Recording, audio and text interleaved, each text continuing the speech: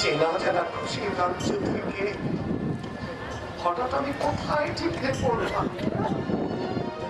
এই তো আমি চাই ঠাকুর, তবু কেন কেন এমন হলো, কেন কেন বলা।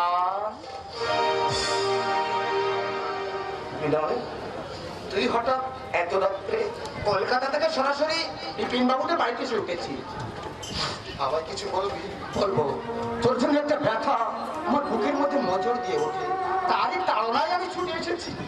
তুই আমার বিশেষ বন্ধু, তোকে সব খুলে না বললে তুই হয়তো আমাকে ভুল বুঝবি, অপরাধী ভাববি।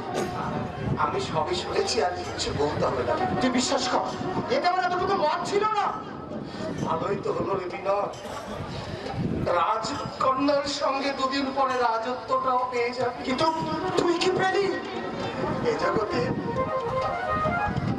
সবার সব চাওয়া কি পূর্ণ হয়? পলাশ, আর একেবারে যে কিছুই পাইনি তাও বা কেন ভাবছিস? দুঃখ, ব্যথা, হতাশা, এগুলো তো উপেক্ষার নয় রে।